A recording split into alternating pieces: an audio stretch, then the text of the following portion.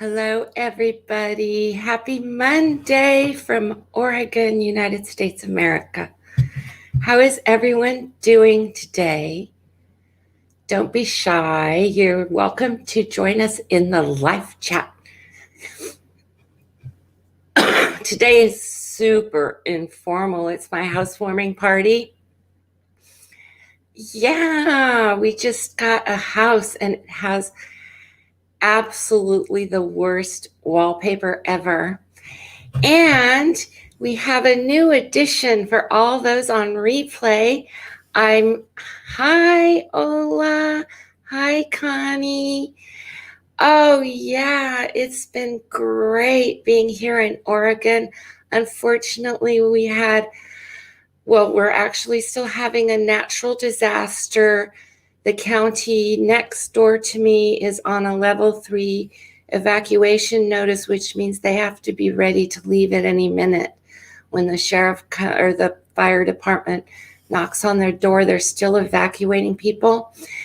I do want to dispel or debunk some false information about what's been happening here. I think it was even CBS Morning News said that 500,000 or 500,000 people have been evacuated in the state of Oregon. That is a not completely accurate information. It is neither true nor false. There are 3 levels of fire evacuation, level 1, 2, and 3. Technically, the Governor Brown put the entire state under a level 1, which is start packing and get ready, last week on Tuesday. And the entire state was lifted from the level 1 approximately Thursday or Friday. So that was the entire state of Oregon was on a level 1 evacuation. Now, what happened is they did not lift that level 1 evacuation order on Thursday for 500,000 residents. However, they did not actually evacuate anyone at level 1. It's just a notice to get ready. So even we were in level 1 last week. And so it was very, a lot of extra work. As soon as we went into level 1 evacuation for the state of Oregon, we had to start evacuating the livestock because that it takes so long.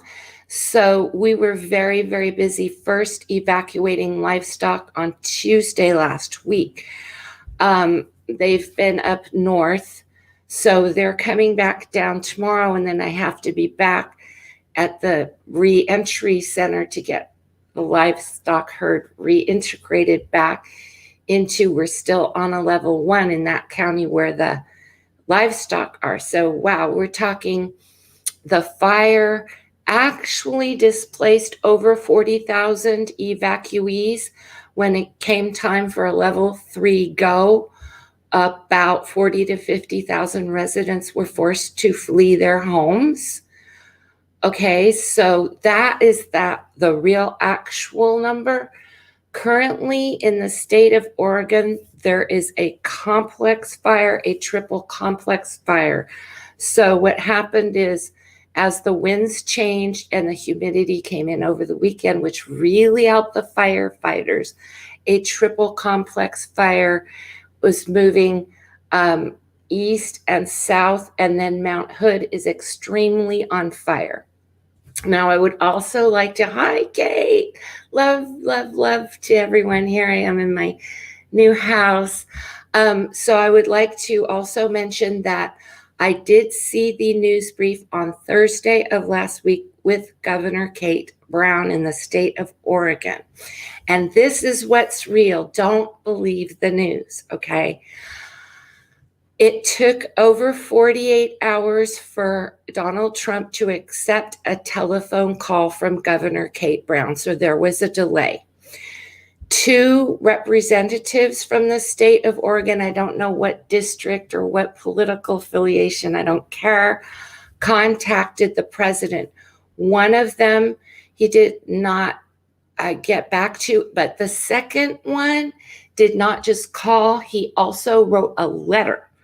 And so on Tuesday, which was the very first day we went into the entire state of a level 1 fire evacuation, Donald Trump had the correspondence with one of the representatives, and I don't even remember his name because I don't know everyone here yet.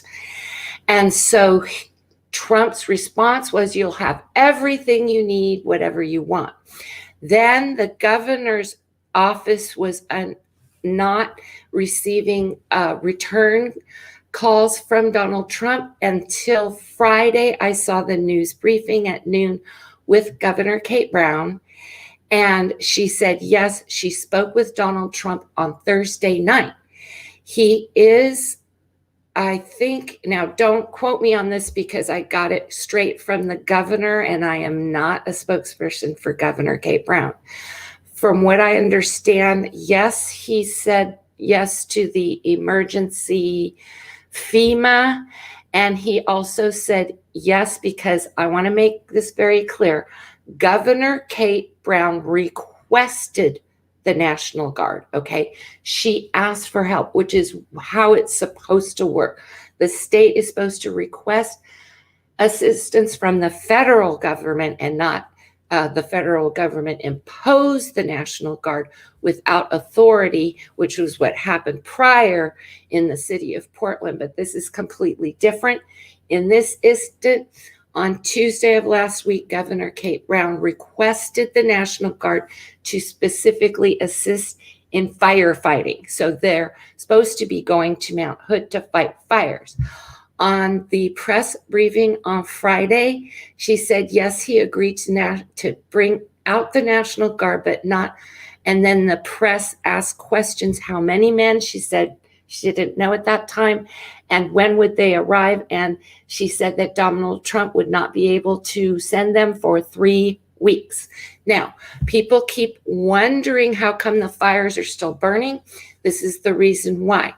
Due to COVID, many of the resources in the state of Oregon were stressed. And so the actual amount of men on the firefighting team was greatly reduced to only like 200. And then we also replaced the, I'm not sure of his name, but the fire chief. There's a controversy going on over that because he technically resigned while on leave today, and put in a new fire director. So what happened last week was all the firefighters were evacuating people. They were not fighting fires because I believe there are only 200 men and women in the state of Oregon able to fight the fire on the day it broke out.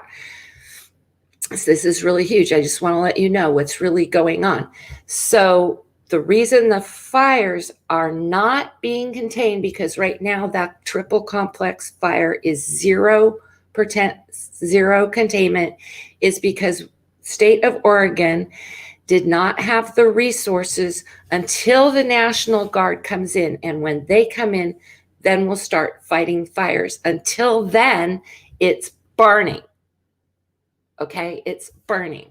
Now, my county, and let's all be grateful. Yes, thank you for reminding me to be grateful that currently my county is back to not on level 1, which means I'm not on a level 1 evacuation at this time. So we're having a house party. Yay!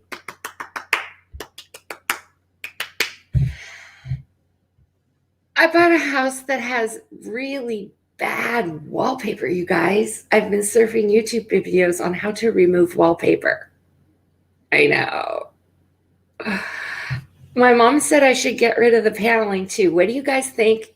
How many votes for keep the paneling and how many votes for get rid of the paneling? I want to hear from you guys.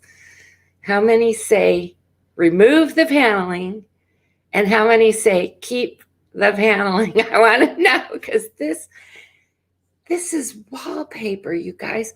I had my girlfriend give me this this poker hanging of guys around playing cards. Now, what I would love to do, no, I want to know in the comments, you guys, remove it.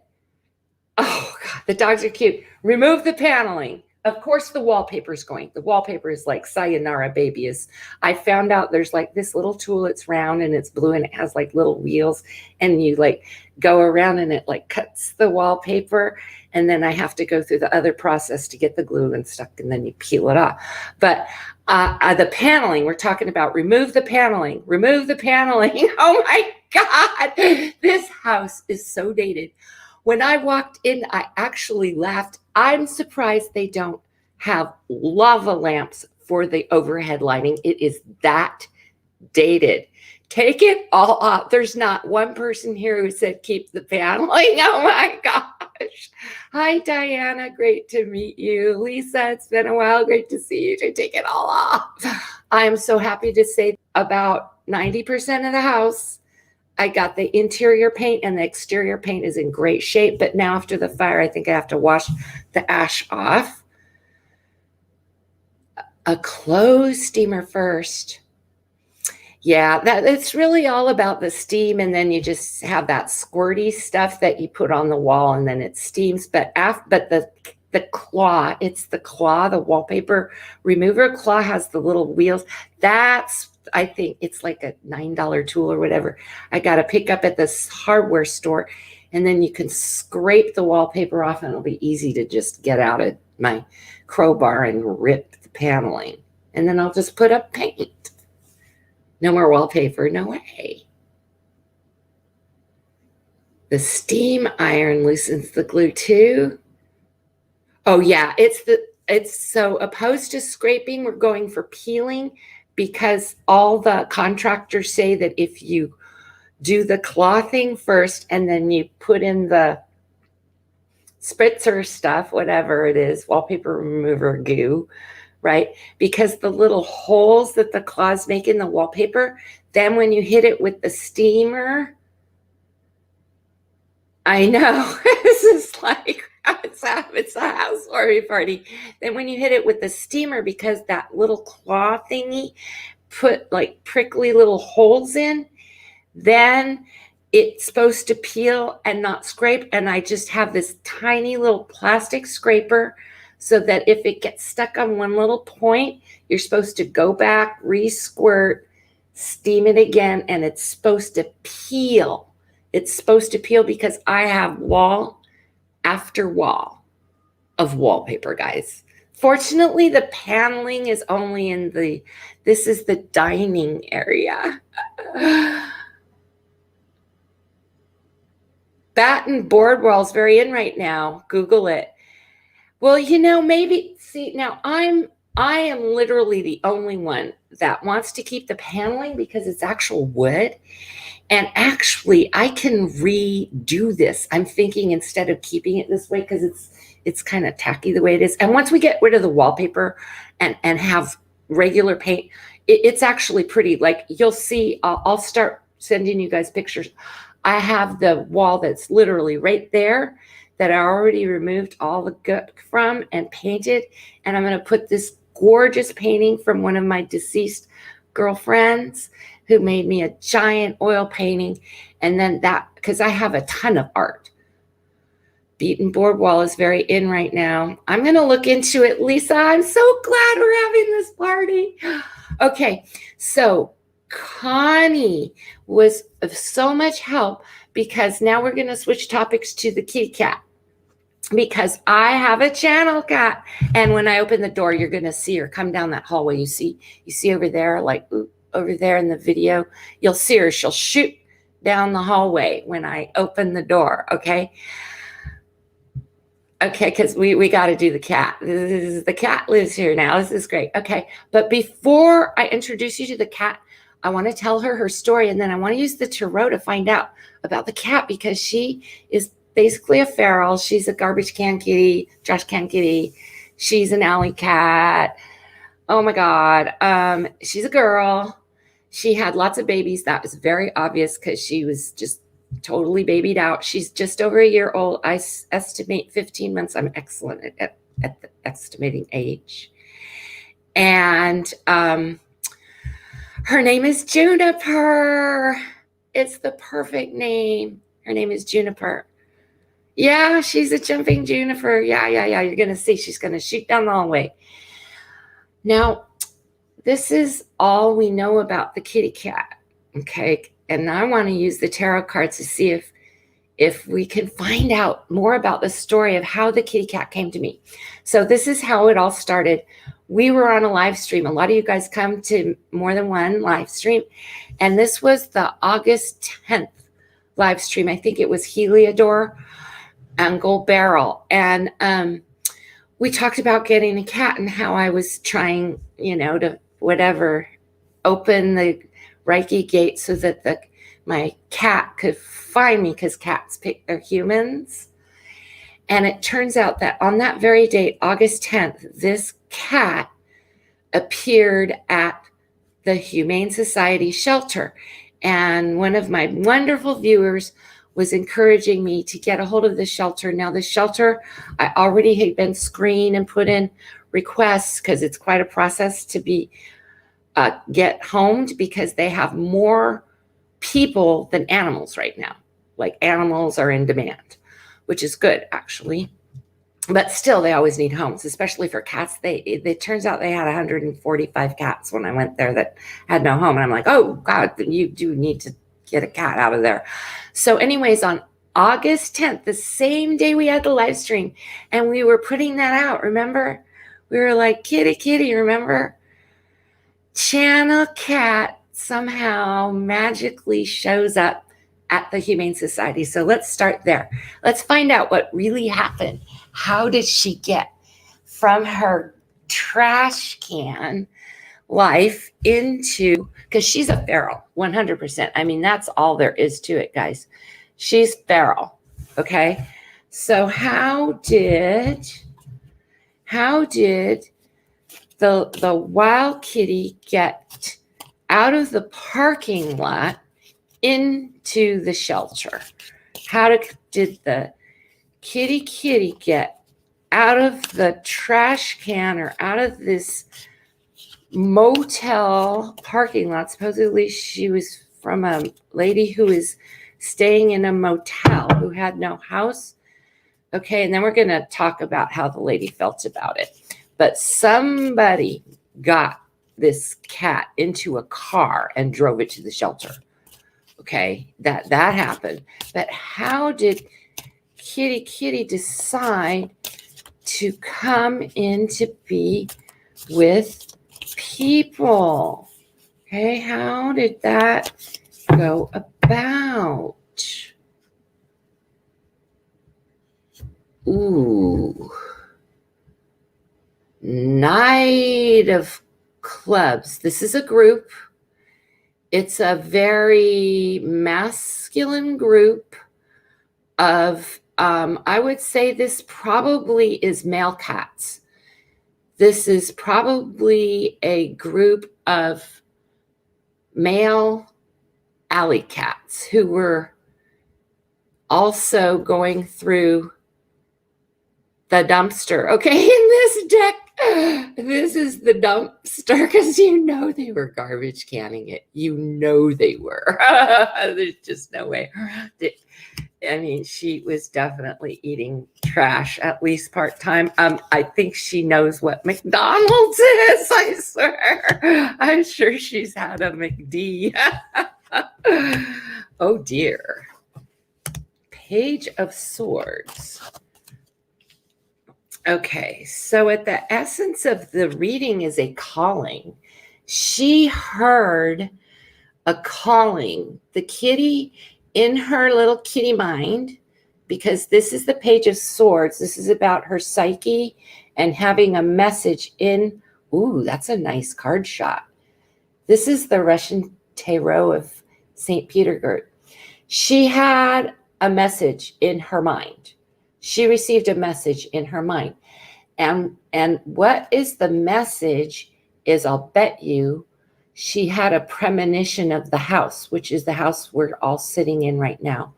So it's very possible, because you see, once again, This is a message went into the kitty's psyche. She might have had a premonition of seeing a house. See, that's like a beautiful sanctuary house, which is where I live now. And I didn't even have the house when Kitty came to us. I was not living here. At the center is the 7 of coins. Oh, this is about the little kitty's resources. This is what's inside her little dumpster. See how she's living inside the dumpster, around the trash, and picking up all this trash, which right now she feels is like her big win. But look, there is an open door inside the motel on the ground floor. Okay, so that's the essence of the reading. Okay, recently for Kitty, before she came into the shelter, the Knight of Coins, somebody, it looks like, had been feeding her. I wonder if they'd left a little bowl of crunchies out for her. It looks like maybe the people at the motel noticed her being pregnant, and somebody might have left some food out. This looks like somebody left some food out from the hotel, because this is the group from the hotel where the dumpster resides, where she picks up her food out of the trash. Oh, this is the most wonderful card at the very moment. This is Kitty. This is Juniper. As we go through our story here today, we're probably going to mostly read tarot on this cat, but and I swear this is how she feels about me. I'm the sacred saint who took the thorn out of the lion's paw. Because shortly before she came to the shelter, she had an injury to her paw in her toe.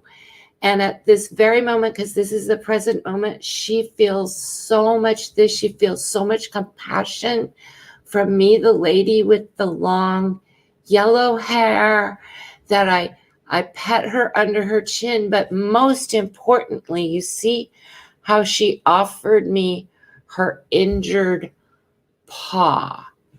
You see how that is the injured paw? Because she came in with the injured paw. This is how she feels about me right now. You guys, that is so sweet. You're about to meet her, you guys.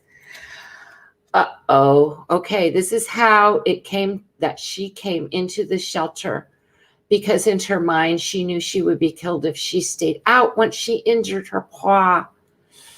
Oh, she somehow injured her paw, so she received a message in her mind to go inside, and she was able to find, and I swear I saw this when I picked her up, I think she just really walked through the open door of somebody's motel room. I really saw that. So, I was wondering how she injured her paw. And what the cards are telling me is it was a gang of male alley cats.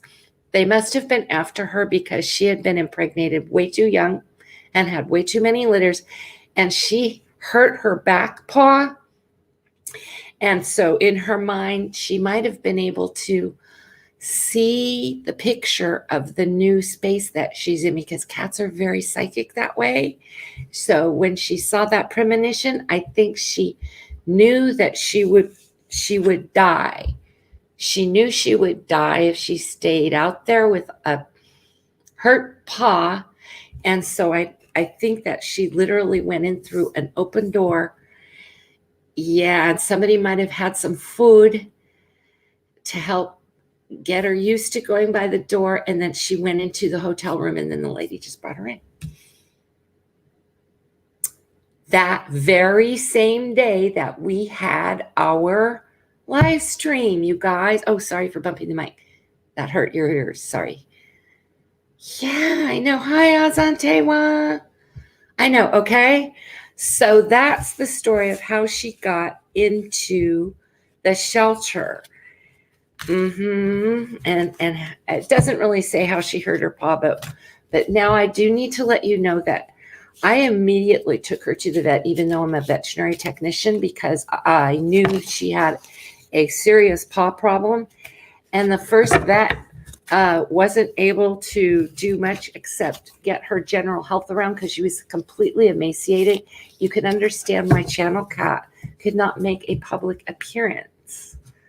No, she couldn't. Not with her sick paw. And she was less than 7 pounds. We just weighed her yesterday. She's over 9 pounds. I've been fattening her up.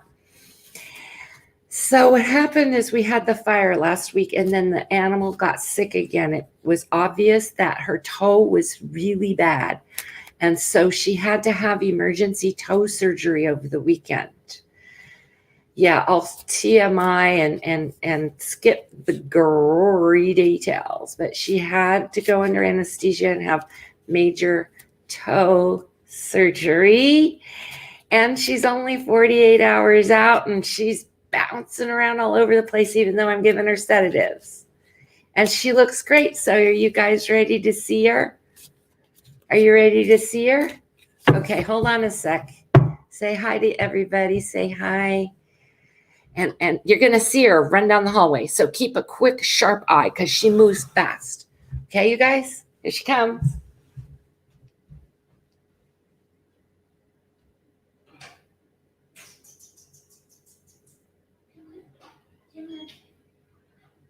Come on. Here she comes. Come on. Oh, she's not coming. Come on.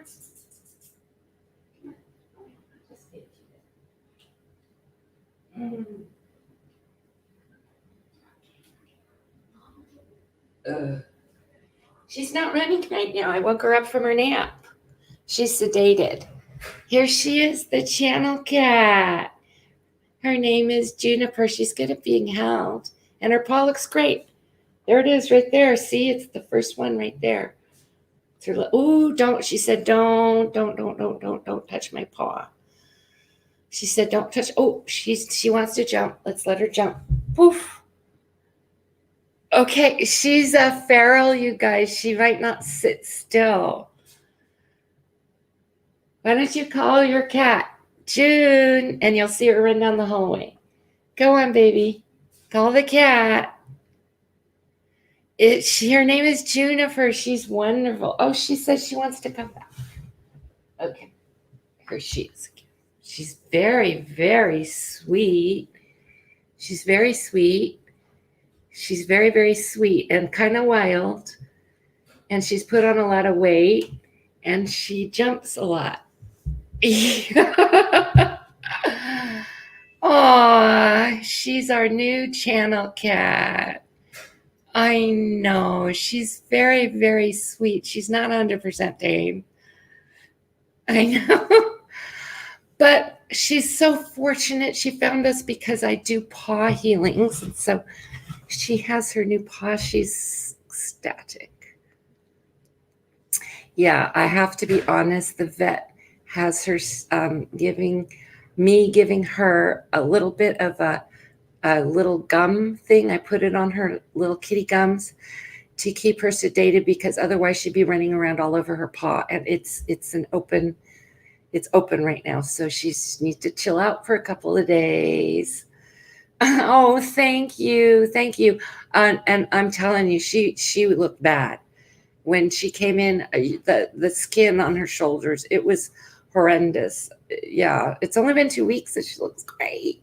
She had to go for surgery over the weekend.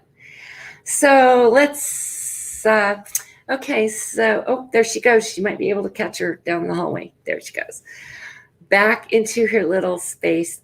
We put her in her own room so she has a comfort space. It's all special, warm and nice and soft and cozy with her toys. And that way she can get rest without being disturbed in her little, oh my God, she has the cutest little cat hut. It's like this little black igloo. It's adorable. All right. And so thank you, Connie, for encouraging me. I really did have to, oh, here she comes again. I really did have to work quite diligently with the shelter and the veterinarians to get her little paw back in order. Yay! So please, I think that for the second half, we'll ask political tarot questions. At this very moment, there is a House Intel Committee meeting live. I don't think it's a Judiciary Committee. I think it's the House Intel Committee. And they are, I don't know if they're interrogating Louis DeJoy, but they were meeting about the USPS Postmaster General, because it turns out that this is a big deal. So the portion which I saw, because it goes all day, was very, very, very important. So if you ever have a chance to go on these hearings live to see the whole thing, it's a good idea, or watch on replay. But there is a House Intelligence Committee investigating Louis DeJoy for three major things. Number one is a violation is delaying the mail regarding the removal of the sorting machines. Number two is violating the USPS transparency law, because the woman who came to testify at the committee today said that she has toured very many USPS facilities. She's never had to give notice. She gave notice plenty in advance, and that even though she came with certified USPS workers and met all the criteria, they refused to allow her inside the premises to view what's going on. And that's serious, and that breaks the transparency law, and she couldn't even get in. So we actually don't know what's happening at the United States Post Office. We literally do not know. This is serious. Okay, so that was the portion that I saw. So that's at least 3 violations right there. That's transparency laws, delay laws, and then also not allowing the Intelligence Committee inside the USPS. And then she said she did speak with one of the postal workers outside, who said that the management is refusing to allow them to reconnect the sorting machines. I know that there's a lot of sorting machines that were decommissioned. However, some of them have been dismantled and put out to rot. Some of them are, she's jumping around now back there. Oh God, she wants to play, you guys. She's in ferocious mode. She has to kill something. She must go look for something to kill, because that's what she does. She's in hunting mode now. And then the sorting machines, that's right. So some of them were dismantled, but it turned out some of them are just sitting in their place with the plug unplugged. And so in the Intelligence Committee hearing today, one of the committee members asked, why are the machines not being replugged? And that's why she was supposed to go in there, and she gave notice, and they would not let her in. They would not let her in. That's a violation of USPS code. And they cited the section number and everything. And so, but she did talk to the worker outside, who said that the management was not allowing the workers to plug the sorting machines back in.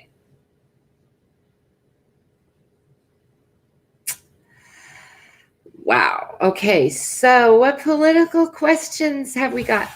Oh, if you guys want to, we could go over some hot breaking news.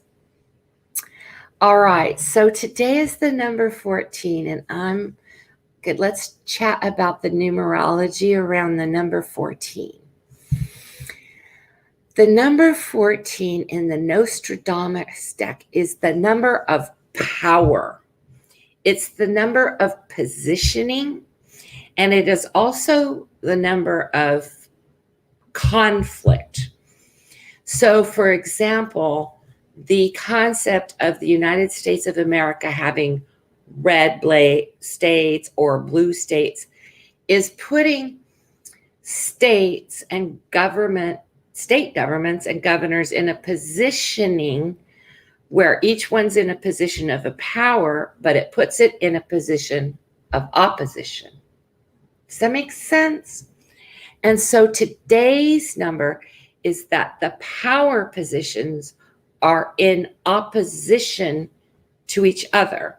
Now, that can mean conflict. And I saw an extremely disturbing news clip, which I retweeted on my Twitter account. I actually started using Twitter recently. What a joke. But it was scary because it was an excerpt from the rally in Henderson, Nevada. And oh, by the way, the governor is completely PO'd at Trump for doing that. He said it violated all the state mandates for COVID. Anyways, that aside, I saw a clip which I retweeted on Twitter, and Donald Trump was literally inciting violence in the speech. I mean, he was literally, it was unbelievable. Like, it is so illegal what he's doing, because even free speech, you're not allowed to just call to action. I think the exact phrase, and for entertainment purposes only, YouTube, he said, "You don't know how violent Americans are." I think that was his exact words. "You don't know how violent Americans are." And he said it like he was threatening someone, only other U.S. citizens. It is truly next level. And what's so shocking is how fast these sort of things happen. So I think the really important topic that one of my commenters made is like, cut the BS and get to the real deal. This is all about voting and securing the elections. For once, you can see I'm stuttering. Okay, stop stuttering. For once, we need to listen to Donald Trump when he says something, okay? Even if we never hear what else he has to say, we need to hear this one thing, which he said, that quote, "This will be the most rigged election in history," unquote.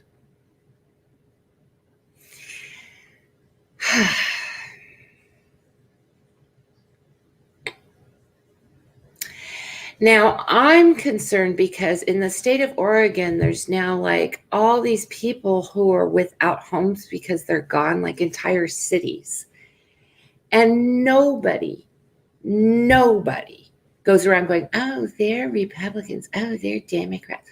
Only people on Twitter talk about us on the outside. And from what we can tell, most of them are bots and trolls who are paid.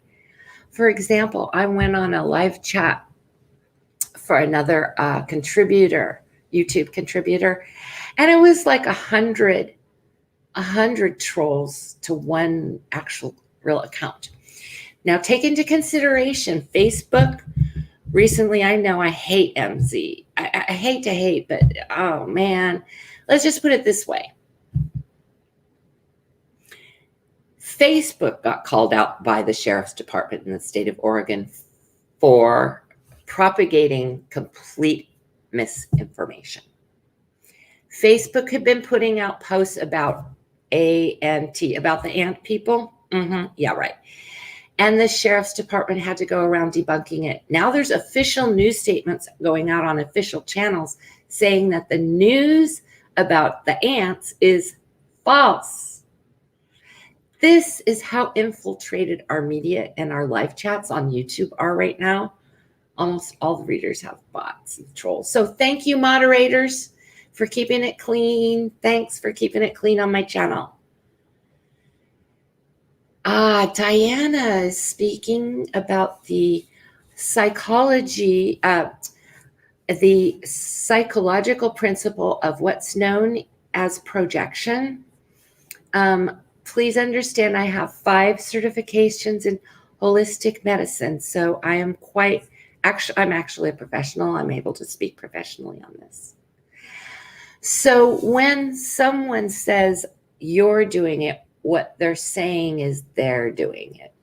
And that, Diana most wonderfully commented, says is the reflection onto oneself. And so the psychology term is projection. And it turns out that many supporters are projectionists. That doesn't mean they go to the new drive-in movie theater. They get a job at the new A&W drive-in movie theater. No, they're projecting onto others. Mm-hmm. Right, exactly, Azantewa. So, and did I say that? I think I'm starting to say your name a little better. Azantewa. Azantewa. Okay, so MZ deleted over 170,000 fake accounts. He needs to do more like 7 million fake accounts. And of course, I think some platform is now fact checking Trump tweets. I think it's got to be Twitter. Yeah, he's not allowed to tweet without a fact checker on every tweet. And MZ did something else besides delete 170,000 fake accounts. So the hackers are all over the place, which means they're not just inside of social media, they're inside of the data storage. Now, the psychology behind projectionism is to point fingers, okay? So it's important for us as healers and psychics and sensitive people and people who want to be honest and truthful. And it's not about what party or who you vote for. It's about having an honest and free election to two legitimate parties with two legitimate candidates. And the truth is we may have none because we haven't even gone into what is up with the other party. But we know we have an incumbent. We know we have an incumbent who had election interference in 2016. That is blatantly clear now. Asantewaa. Oh, thanks for helping me because it's difficult because we're not speaking to each other. I thought maybe next time we do a party, we could do it on like one of those platforms where we all get together and chat instead of me just being the talking head leader. And because it's so small enough group, I think if it's less than 10 people, we can just like, boom, have a party together. And it's not Zoom because it turns out Zoom got hacked too. It's called House Party. One of my daughters turned me onto it. Asantewaa. Not Ansatewaa, Asantewaa. I think that's doing better. Kate says, it's so obvious what he's doing. I don't know why the blank, they aren't removing him now. Oh, I do know why. They can't. Thank you, everyone, because I got like 2,000 views. Normally I get like 100 or 200 views on a video, but I did the Trump Dynasty series. This is actually series 3, which is the removal of the 45th president. In the outcome, all right, now we can get out a set of cards. It was the 2 of Swords because we asked, will the military, on part 3 of the Trump Dynasty, the removal of the 45th president. If you haven't had a chance to watch this series, definitely go for parts 1, 2, and 3. It only takes about half an hour to get to the whole thing. And when you go to part 1, I think there's like YouTube loads it up. So like part 2 will just play if you hit the autoplay and then you can watch all 3. Yeah, because I've put out 3 Trump Dynasty series that are just like, oh, wow. And I mean, my stuff is really accurate. I've only had one reading that's like not coming to fruition. And I think it's too premature to say what's on. And part of the reason why is I use the Nostradamus and the numbers. So 14 is the number today. Okay. And we had, I have so many decks, it's crazy. Let's just stick with the Russian Tarot. We had the, this series is the best. This Trump Dynasty series. What happened in the end is we asked, will the military uphold its U.S. constitutional duty and remove the president? And this is what I found out from like the legal specialists. The new president takes over regardless whether or not Trump is in the White House. Donald Trump can be barricaded in the White House. He won't be president any longer. When that clock turns over on, I think it's January 21st at noon or something like that, the Secret Service codes all flip over and Biden gets everything. Trump has nothing left. And what I got was when it came time to remove Donald from his bunker, because he's so heavily barricaded, they're not going to have a choice. They're not going to be able to remove him because, they didn't say why, but I think I know why. The reason why is because just like those goons who came out to supposedly help the riots in Portland, which was a bunch of BS, Mayor Bill Wheeler gave out the official statement on that. They're the instigators. They incited the riot. Okay? They weren't there to protect the federal property. That's ridiculous. They were off federal property citing riots. And after that, Bill Wheeler has now outlawed the use of tear gas on the streets of Portland. Okay, so why the military doesn't have the choice to remove Donald Trump from the White House. And here it is again, the Knight of Clubs. Only instead of now talking about the kitty and that group of alley cats who were after her, this is because the club of the Kremlin has infiltrated the Secret Service. So when it comes time for Donald Trump to be removed, they will lack the ability to physically remove him from the White House. But this is the deal. They don't have to. Biden becomes president anyway. And I'm talking like it's a done deal, Biden becoming president, because you know the way it's going to go down, everybody. Donald Trump's going to say Biden didn't win. He's not going to concede, basically. So when the military goes to remove Donald Trump, Biden will already be president from another location. There is another White House. They do not have to administrate from Pennsylvania Avenue.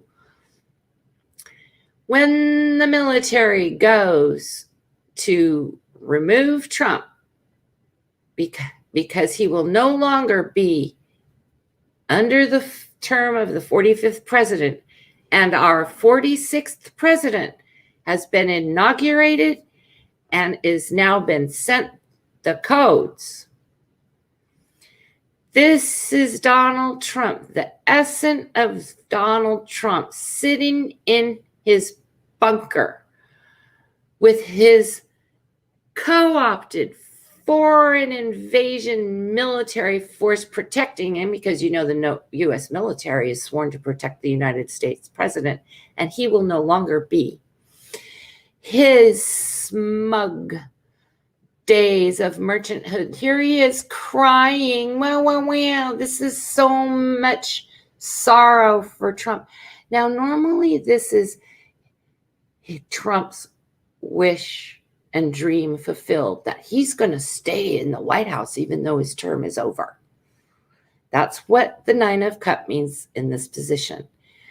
When the 46th president begins his term on January 21st, 2021, which we all know he's going to legally, and Donald Trump is sitting barricaded, co-opted with foreign military forces trying to maintain the office of his presidency, which is over. There he is, sitting in his load up. I hate to say it, but they're poop tards. I don't normally talk like this, but that's where he's going to be. Why? Okay, he's going to claim that he won the vote. Okay, the Ace of Coins has the most votes. By January, they're going to have counted the votes. Okay, this is saying he's going to have claimed he has the votes. We all know that's fake. And this is also the claim that the votes were moved through those bots and trolls and the North Korean connection who sends the data to the Kremlin so the hand of Putin can pop out the false narrative that Donald Trump won. See, here he is in his little White House. That's Putin's vote. That's not the American vote. In January 2021, what will have happened most recently, which means in early or mid-January 2021, I told you, K.Y. Jelly Roll, which is Kim Jong-un's sister, will have taken control of the election, you guys. I'm telling you, we all know it's happening. We might as well get real. At that very moment is the Wheel of Fortune. Once again, this is Putin exerting influence, trying to maintain control. There he is, his little wicked genie, trying to maintain control. Yeah, but when you turn it over, guess what it is? The snake comes to bite you back, Vladimir. That's right.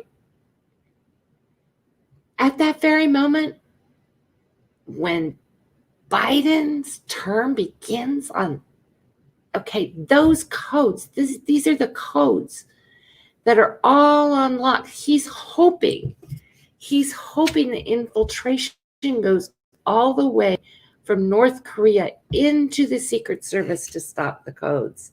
But he's not going to be that lucky.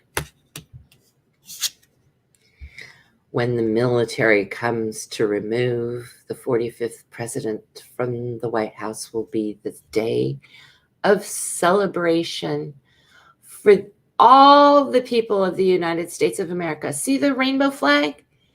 This is every American. This is every American immigrant. This is every persuasion of Americans on American soil, expats, overseas, travelers, people, guests, visitors, the criminals who have been put into jail, Edward Snowden. The whole world is celebrating. I'm telling you, that's going to be the biggest party day. Look, it's a flippin' party all over the world, but not inside the Kremlin. We're dancing on the grave of the termination of the 45th term of the president.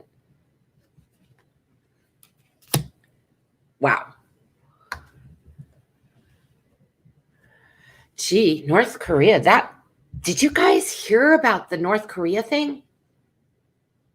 Oh, hi, Jima, no problem. It's super important to take care of yourself. We've been having to do evacuations, and people keep messaging me like, can I help you take care of your horse? I'm like, take care of yourself. The horse will be fine. I've got like 5 people helping me with my horse because I can't get up there right now. He was evacuated last week, but he's coming back tomorrow, so I have to go out there tomorrow, and I'm going to help with the entire herd integrating back in tomorrow. Now, let's chat about North Korea and how all the readers said the dude was gone. Nobody said he was still alive, and nobody fell for those op-eds when they said he was still around, okay? So this is what's really going on. Everybody knows that Kim Jong-un's body has not been put into a casket and prepared for its funeral, because the traditions and everything in North Korea are extremely strict. Like nobody breaks protocol. There's that huge tomb, that place. I've seen it. KJU did not show up. That was his first public appearance where he didn't show. Remember, at that state required ceremony at the grave of his ancestors, okay? So that's when everybody knew he was gone, or in a word, disempowered. Now, the readings that I did were, Scott Allen loved them. He saw the North Korea readings that I did. And Z Queen loved the one I did on, no kitty, no with the furniture. Loved the one I did on KY Jelly Roll. I like calling her Jelly Roll because she's slippery. So the North Korean people basically have come out because they knew that it would be months before anything happened. Turns out that 4 months ago, the transfer of power, Jelly Roll assisted in, because I think technically because she's a woman, she cannot take over the position. But my reading said that her role was to create the false narrative for the transfer of power. And one of my viewers alerted me that there was funky, chunky monkey business going on around his end of rule, and that it was a setup, that he was basically, I can't say the word on YouTube, but in the ass. Yeah, innated. And so I have my hit on. Yeah, it turns out so spot on. I'm not kidding. So spot on. She is the one who got rid of her brother, you guys. And Donald Trump was bragging about how much he likes that family because they're into, the term is actually fratricide. That's fratricide. Now, that was actually very common among Turks and also the Ottoman Empire, the Bolsheviks, Eastern Europe, the Slavics majorly have been into, especially in monarchical mid 20th millennia. So anytime between, the start of Christ way up to recently, it's been a very popular thing in authoritarian cultures to have fratricide. Because the reason why is, see, when the king is the ruler and his transfer of power goes to the firstborn son, the younger son will commit fratricide in order to take over the reign. Does that make sense? So they would always try to take out the eldest son before they go for the king. See how that works? Yeah, it's like a chess move. It's like a chess game. Okay. Hey there, I got a cat ripping me to shreds. She wants to, oh, there she goes. There's our new channel cat. All right. So officially about 4 months ago, the actual transfer of power over to this guy, I don't even know his name. He's just some icky, pasty, really pale looking guy. Oh my God. And then officially there was an announcement about 3 days ago. Yeah, now they're going to start coming out about the fact that, and they are admitting that he's at hospital right now. And the reason why the North Korean people never bought the narrative, or South Korean ever bought the narrative, is it turns out this is the reason why. A wife's duty is very well defined in that North Korean culture. And if her husband ever becomes ill in hospital, she's required to sleep in the same room with him at night. And they showed me the little beds, and there's a special little bed next to the patient bed, and the wife is required to stay there. And so they've known for a very long time because the wife was not at any of the fake appearances, especially the fertilizer factory and all that other junk. And so because she never made a public appearance since then, they knew exactly when, and he went under in April. Mm-hmm. Yeah, he was gone in April. So the Koreans have known that the whole time. And now they're just starting to admit that some of the diplomatic maneuvers were made over. Now, Jelly Roll's role in my reading, if you want to go back and review it, was that she's all about the transfer of power, and she can't technically take over, but in her heart of hearts, she considers herself the ruler of North Korea. So everybody else is just a puppet to her. And that her role during this last 6 months was to create the false narrative for the transition of power, even though nobody really fell for it. So she can't be that good at doing psyops, because no reader that I saw said that the dude was alive and that was real footage. Nobody. Mm-mm. No, first it was fake footage, and then the people said that, yeah, those were doubles, that he's got 10 body doubles, literally. Some of the body doubles were really bad. Like, I could even tell they were a body double. And the most popular one was really easy to tell because his hands were completely different. Like his fingernails, if you ever saw his hands or his fingernails, he didn't have the same set of fingernails. Straight up, completely. And it's easy to do a KJU impersonation. It's just like any fat Asian guy and that's literally how they talk about him. I'm quoting North Koreans who are saying it's easy to impersonate them. Any fat Asian guy can do a KJU impression. You just have to have that special haircut, which is kind of spendy. It's like a lot of work to do the hair that way. I guess that's his like thing. I have to admit, I do like his haircut. It's a cool haircut. All right, you guys. So that's it. He's been gone for months. Jelly Roll is slippery as shit. And I'm telling you, she makes her deceased or disempowered brother look like the nice guy. She is wicked beyond words. Oh, she's bad. So, and this is not good. And her little bot army that's trying to move data and get paid, like moving data to Russia and all that crap. Oh, yeah, they're out there paying trolls to comment, on live chats and stuff, but get into the servers and change the vote so it makes it look like Russia won, even though we voted. That's a real stretch, you guys. I've got a jumping Juniper on the other side of the camera. You guys, this is crazy. Hold on a sec. She's going to knock stuff over. Hey there, Juniper. What you doing? What you doing? Oh, what you doing? She does like getting picked up. She does like getting picked up before she jumps again. There she goes. Boom.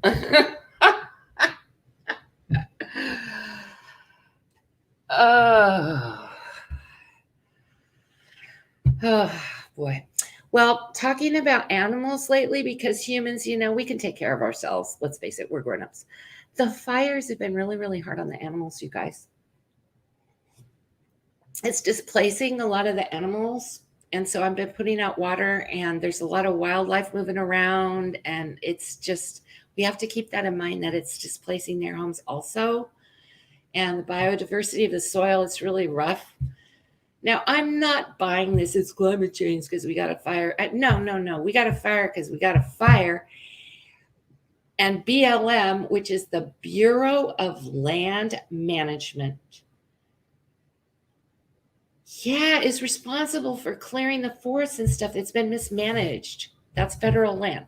So the sheriff, going back to the sheriff here, also needed to debunk, not just about the ant people, because that ain't true. We did not arrest any quote unquote ant protesters. None. We arrested, so far I think they said there were 6 arsonists, alleged arsonists arrested. None of the arsonists are the cause of the main fires except one. It turns out one of them did cause a really bad fire, I think. None of them have a political affiliation, and if you want to know their demographics, who cares? They're nasty boys, okay, in their mid-30s. It's like, whatever. So somebody heard that one of them was age 36, and then a fake news went out on Facebook that 36 ant people were arrested starting fires. No. One of the 6 people who were arrested is age 36. Gosh, people. And no, 500,000 people were not evacuated from their homes, but 40 to 50,000 absolutely are currently evacuated from their homes and displaced. Absolutely.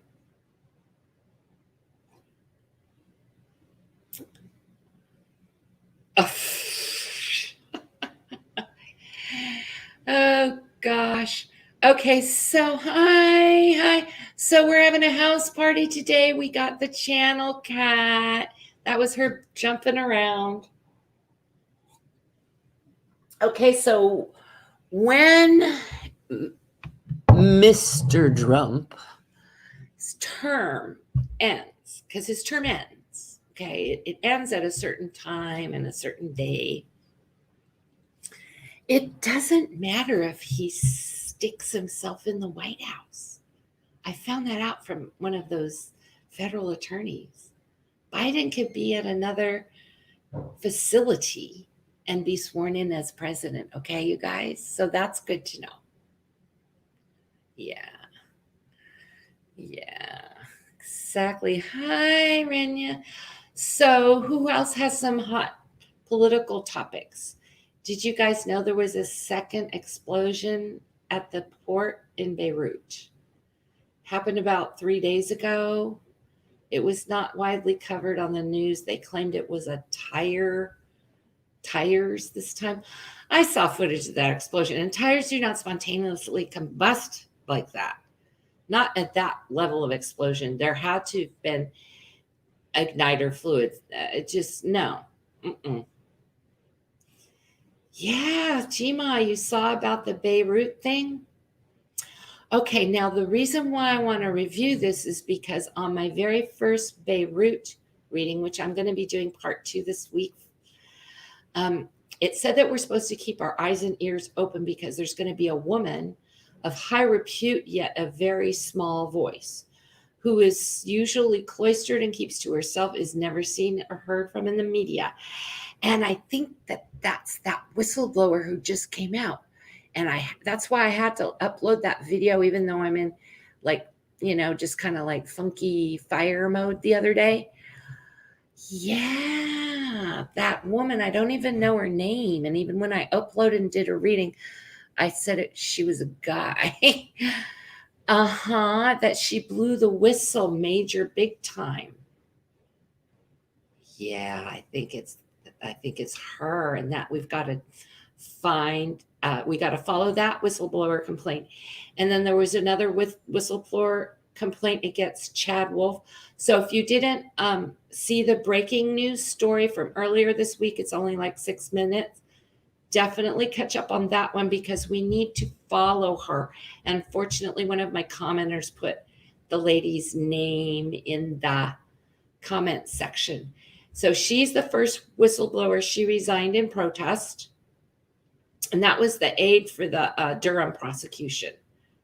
They're not going to let Donald Trump get away with the counterintelligence or the counter investigation. That's what that was about. Very, very important. So I keep getting over and over and over in the cards that there's this woman and we need to listen to her. And from what I can tell, she's it. She's it. Let's get some affirmation. I love getting confirmation from the cards. So the aide to Durham on the Durham's investigation, let's watch for her because is she going to be filing a whistleblower complaint? Now, there's another whistleblower complaint against Chad Wolf and DHS, and now Kamala Harris is talking about disbanding the DHS Department of Health and Human Services. Let's go over that next. Okay, so the resignation on the Durham probe. The resignation on the Durham probe. Okay, is she going to file a complaint? She's probably putting together the complaint now. Is she going to file a complaint? I'm sure she is. Ooh. Yeah, fast. That's the Chariot. And the Chariot isn't just fast. And swift action, yeah, she's probably going to be coming out with it in days, you guys. It also implies overseas resources. So because the Durham probe is all about the election interference and Russia and Ukraine and all that stuff, she's not only getting it done fast, she's getting it done fast on a bipartisan. See how bipartisan this is now? And how the United States of America and the black and the white is starting to blend together, just like the yin and the yang. So this is actually a super good sign of the beginning of the reunification of the United States of America, and a bipartisan commission and set of resources to follow through on the whistleblower complaint on the Durham report. So that's great. So I got to pull cards from this deck. It's like the stickiest set of cards. Okay, so this is about the whistleblower complaint. What is she going to have in there? Ooh, this is going to be interesting. What's she going to be putting in this whistleblower complaint? Whoa, here I'll have to take this a little closer up. Super informal, guys. I still don't have my studio really set up. We're just out here on the table with a couple of lamps. But hey, we don't have a burnt house. My house didn't burn down. That's right. We're good. Ooh, this is extreme, you guys. The whistleblower complaint in the Durham probe is coming out. Right now, this is investigating. So the reason why she didn't file it yet today is because she's going to be coming out with the investigation. Okay, this is the news of the investigation over the Durham report. So yeah, there's going to be an investigation. Oh no, what the center is delayed. I think that there's a law that says that so many days prior to an election, you're not allowed to start a certain kind of a committee. So there's going to be a delay. There's going to be a delay. Okay. On the complaint coming out. Why? Because the fool. This is the co-opting in the White House. So, but that's okay. It could come out afterwards, and we could find out that, in fact, Donald Trump was not duly elected.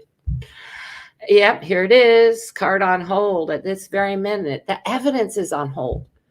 Okay, so she's got the evidence, but she's holding on to it. She is not giving out the evidence at this time. However, she is preparing. She's absolutely preparing it. The Empress. This is really good in the position. This is a pregnant plan. Sorry about this weird angle. The Empress in this position is excellent because this means two huge things. Number one, this is the pregnancy, this is the gestation of a new plan. Because this whistleblower complaint is so close to the November election, she could come out with it on November 4th or whatever. So this complaint and this is not just a complaint. This is a full-blown plan. Full-blown plan. Okay, that's going to be coming to fruition. This woman, oh my God, she's a star. See this? She's a star. And right here, she holds the cure. Now, this is the cure not to the coronavirus. This is the cure to the 2016 elections. Because the Durham report and the Durham probe is all about Russia and Ukraine. This is a big, heavy Ukraine. This is all about the impeachment. She is the cure. She is the star. She is, and she has the cure, but we must be patient because it's going to take time. It's going to take time for her, and it's not just a whistleblower complaint. That's what this is saying. That it's not going to be about another whistleblower complaint that A.G. Barr just gets to throw into the round can. No, this is a full-blown plan, you guys. This is a full-blown plan. There's plans like the Three of Wands. There's agreements like the Two of Pentacles. This is the cure, the gestation. The plan, it takes 9 months to gestate a really, really, really a cure. Okay. All right. Oh, hi, Linda. Blessings, Linda. Hi, Cartomancy. We're having our housewarming. Hi, Renya. Thanks, everybody, for coming. So what we just spoke about was 14, 14, 14, 14, 14. All the numbers keep lining up. This is a big day. But unfortunately, it's a big day and not a good way. And so we're going to ask, and I'm going to be uploading part 2 of the Beirut connection. Yeah, part 2 of the Beirut connection.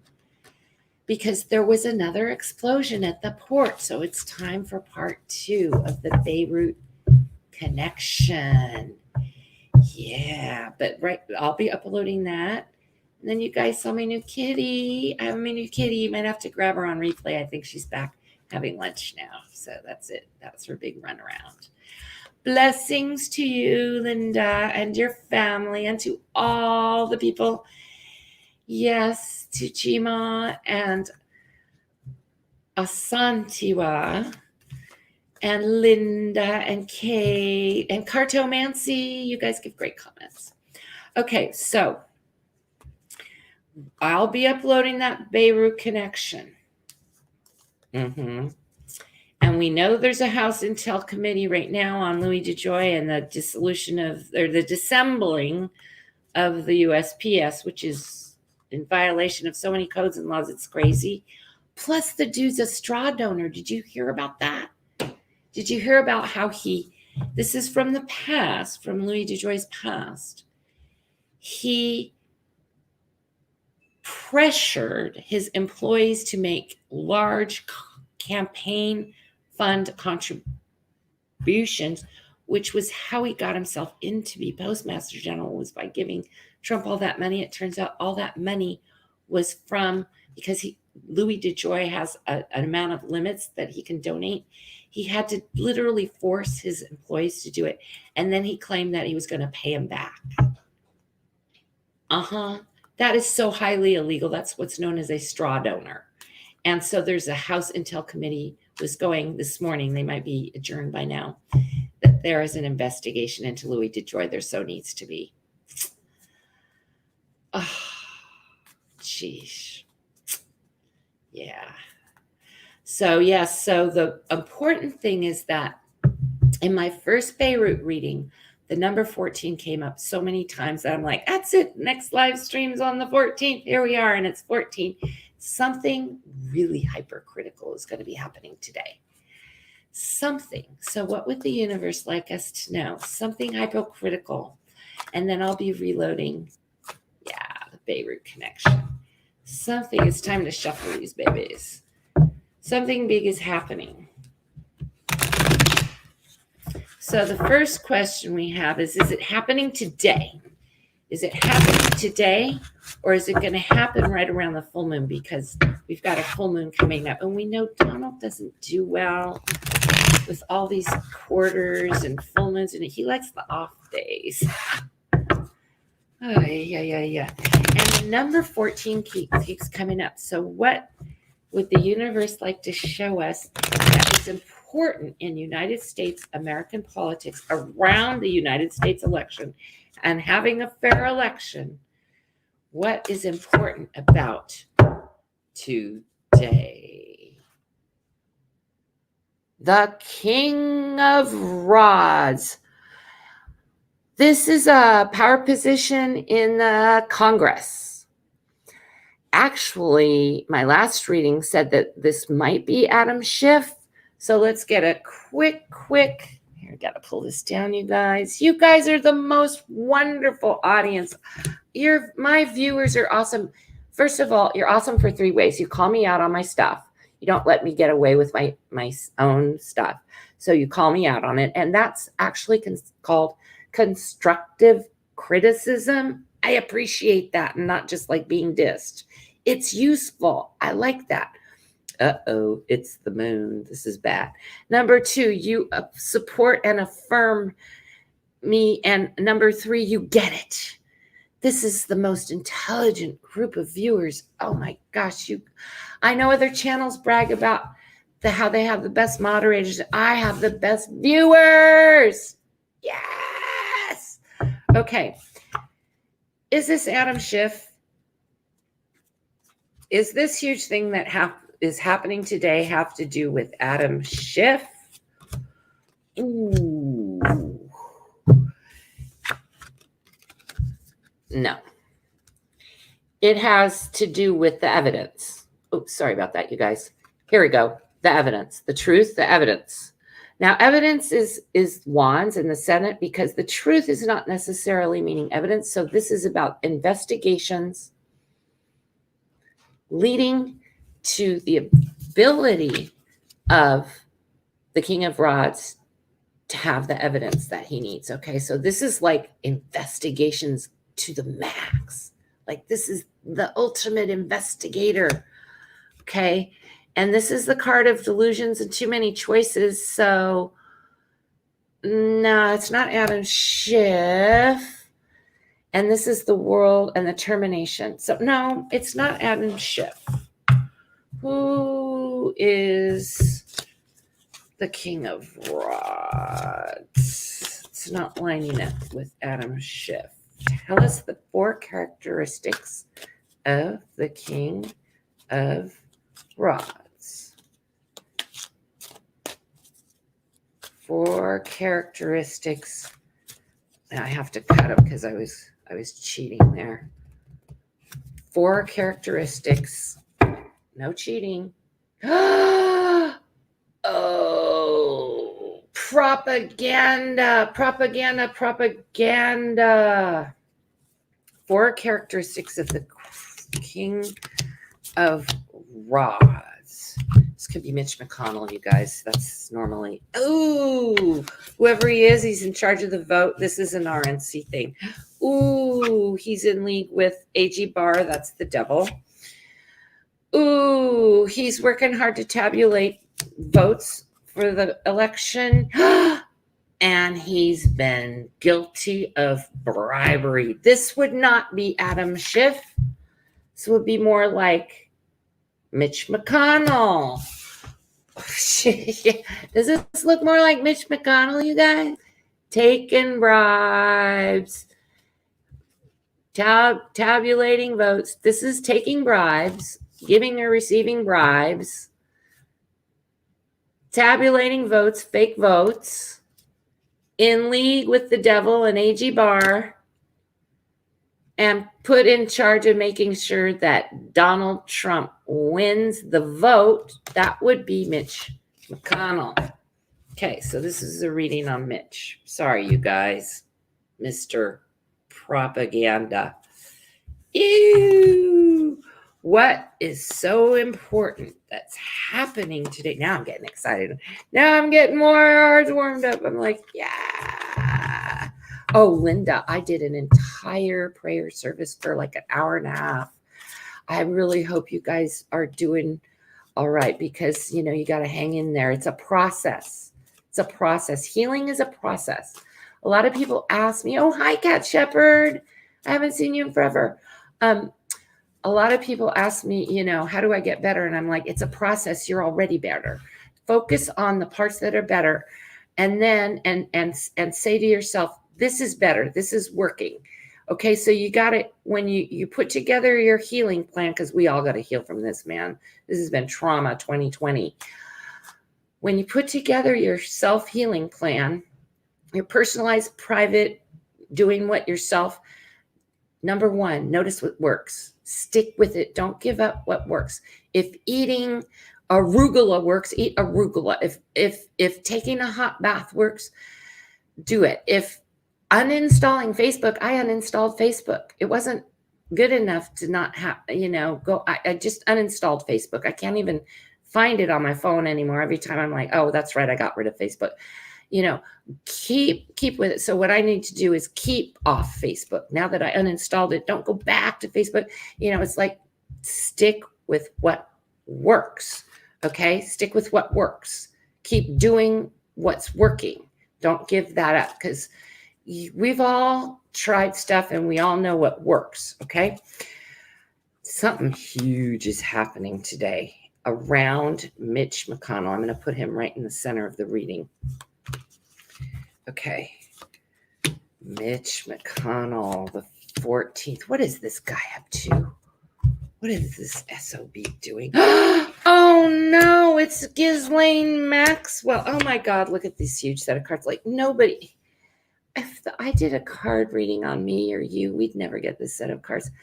This is the Queen of Pentacles. Now, in the proper aspect, this would be somebody like Elizabeth Warren, who's working hard to have health care and, and economic prosperity for the United States. So the baseline, when this card is put above Mitch McConnell, what this is saying is somebody's taken power over Mitch McConnell. And who this is, you guys, is Ghislaine Maxwell. She's hanging out at that facility, MDC or whatever. And everybody knows she was sending out bribes before. I found out she paid. Did you guys see that one? She paid that money to those two guys to get pressure bar to fire Berman. And I found out that Ghislaine, okay, she's very intelligent. She also has a very high emotional IQ. Now, hear me out. She may not apply it in a healthy way. So unfortunately, she has an extremely high emotional intelligence and an extremely high intellectual intelligence. And unfortunately, she doesn't apply it in a healthy way. So the last time we looked into this GMAX, she had paid 25 G's. I don't even think it was per person. And these guys are such losers. They are so cheap, to two lobbyists who then pressured Barr to fire Berman. Well, Berman couldn't technically fire. So I looked at Ghislaine and she had a plan. The last I saw, this was maybe 3 weeks ago, she had a plan. There's been some lawsuits and some filings at court, and she has not been winning lately. She has been formulating a plan. This is the card that I drew for her in the past position. This is her plan that she's been working on while she's at MDC. And it's not a nice one. You could see she's got wicked cruelty. She's spitting into this cup. She's all flared out. Her fans, her gonads are up, okay? She hasn't been getting her needs met, all right, at MDC. And see, it's all emotional jerk strings. But what this means is this plan that GMAX has been gestating while she's at MDC is now in the past. And we're moving now with the help of Mitch McConnell into the action position. This is GMAX taking control of a congressional leader. It wasn't good enough to just get Berman fired. Mitch McConnell singing the blues. This is Mitch McConnell's reading. He's being overruled by GMAX. This is the 14th of September, you guys. 14, 14, 14. The number keeps coming over and over and over. Okay. Yes, this is more propaganda in the news. It's more propaganda. But actually, in the proper aspect, this is the dove of peace and the tears of joy that are cried when the end of the sorrow and the end of the trauma comes. So in a way, this is the beginning of the healing. There's something, and this is the present moment position.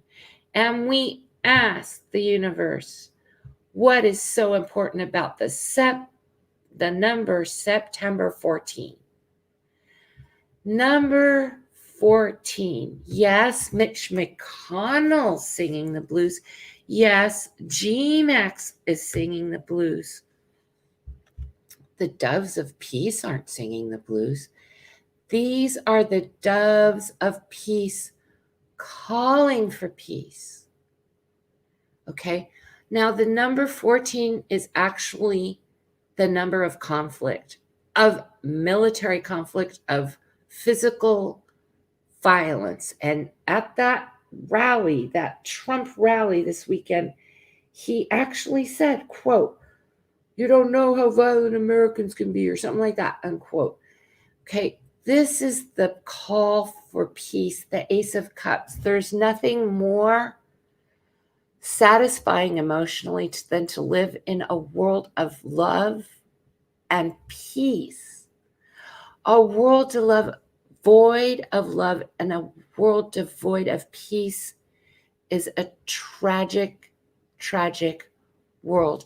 And you can see these clouds from overseas, Putin trying to come in and overtake this. Now, the lotus flower is actually the righteousness and the cause, the righteousness coming from the cause of a dirty, muddy water. So this is saying that, yes, the United States can overcome the muddy waters of this 45th term. Okay, we really want to be grateful. We really, really, really want to tap into gratitude. Hi, Theodore. Great to see you.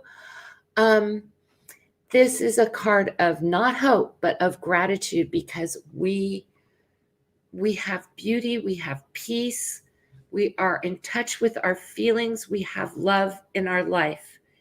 Okay, now we ask, what is so important today? This is the candidate. What this is saying is G-Max, these are all player cards, is overruling Mitch McConnell regarding the candidate. This candidate could be either candidate. We have both Trump and Biden. Okay, so let's ask for clarity. Which candidate? And this is the candidate who has love for America. So this is Biden. So, my God, who pulls cards like this? All kings and queens. All kings and queens. Okay? Now, once again, this number in the Nostradamus deck is 14. This number in the Nostradamus deck is 14. These are the 13s. The King and Queen of Cups are the new candidates who have love for America. You know it's not Pence. This is Kamala and Joe. This is their pair. This is not an adversarial position. This is the King and the Queen. See, the King and the Queen of the United States, which is actually going to be the president, 46th vice president of the United States of America. Okay? That is the outcome. Mitch is trying. He's trying to get this thing going with G-Max.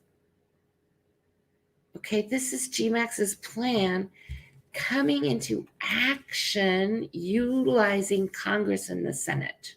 We already know she got A.G. Berman fired, and we all know why. But think about it. America's love for America, America's love for its neighbors. All the Republicans and all the Democrats who love each other and don't care if we vote for somebody else. We're not at war with each other. We're all Americans. This is the card of reunification. in the present moment, this is the reunification of America. Didn't we say it was time? It doesn't matter that Ghislaine's pulling strings. It doesn't matter that she has another plan. It doesn't matter if she exerts force on Mitch McConnell, because look, are they a pair? Are they a pair? Are these two people working together? Are you kidding me? These are usury people. These people are ruled by greed and power and aggression. They're not working together. They're manipulating each other. You see that manipulation? Buy. I can buy you out with money and I've got clout. Oh, boo-hoo, Mitch. Boo-hoo-hoo. Crying. It's always about GMAX crying for herself, feeling sorry for herself. This is the reunification of the United States of America, you guys. This is it. Let's love our neighbors. Let's love ourselves. And our neighbors aren't just our neighbors who could be independents. They could be Republicans. They could be immigrants. They could be foreigners. They could be criminals living next door to us. Let's face it, they're there too. We all, in the end, are America. It's all America. We're all here together. And then our neighbors are also, of course, Canada and Mexico. And I want to give a great big shout out to Mexico. Thank you, Mexico. They've been sending firefighters. They sent a team of 6 Mexican guys to fight that horrendous fire. The outcome is, no matter what, you guys, Joe and Kamala have the control, not Ghislaine and Mitch McConnell. Bronx cheer. All the way to MDC, sending GMAX, the Bronx cheer, all the way to MDC. Oh, I didn't have to cancel my Netflix. I never had it to begin with. They were too trashy for me. I couldn't even start on them. You guys heard about the Netflix controversy? Yeah, Connie, we're on here all day. Thanks for dropping in and thanks for meeting. Be so supportive of the Juniper Cat. Channel Cat is here. Yay! My daughter has a friend. She needs them. Yes, and we're going to be gardening after this. I brought a rake because we're raking leaves. The leaves are falling. I'm super psyched, Connie. I'm going to be in the garden. Love to you. And Linda, let's send a special. Bye, Connie. Ooh, it's a nice chilly day. I know it's nice and chilly here. Outside of Portland, it's about 63. It's actually pretty warm. 63 is not really chilly. But for someone who was, I was prior on the Mexican border, I understand Los Angeles had record heat. Does anybody know how much heat they had? Oh, I don't want to know. Oh, I don't want to know. I'm here now. Yay. And a house that I own with icky wallpaper and yucky paneling. It was a near unanimous decision. Get rid of the paneling. The wallpaper is going to go. Yeah. But first, I'm cleaning up the yard because of the fire hazard. I've been out actually shopping because I don't have anything. It's great. It's like I have nothing. Look at how much I have. Nothing. They left the table and chairs behind. I'm like, hey, you can leave the table and chairs, guys. And like the place is empty. It's kind of cool. I'm going to set up my kid's bed today. Yes, I bought a rake and I'm raking the forest, my own personal private forest. But yes. And let's once again reiterate, BLM is responsible for the fires. And it is not hashtag BLM. It is not. It's Bureau of Land Management. They're responsible. That is a federal entity. We haven't been maintaining our forests. We have not been caring for our land. No, we have not. And we didn't have the firefighter resources either. I mentioned this at the beginning of the stream for everybody who's in here late. The reason why the fires are completely zero containment is because we just had enough resources to evacuate everyone. We didn't have firefighting resources. So we're just now starting to get firefighter resources. Thank you, Mexico. Sent 6 machismos to fight that fire. Yes, and then just to mention again, Donald Trump is making it look as though he's helping us so that he can say he's sending out the National Guard and everyone can make fun of us. Oh, no, he's sending the National Guard. Oh, after you said defund the police. First of all, nobody here ever said defund the police. I found out that some of the footage in Donald Trump ads, which were depicted as being protests in Portland, were actually footages of fires taken in Spain.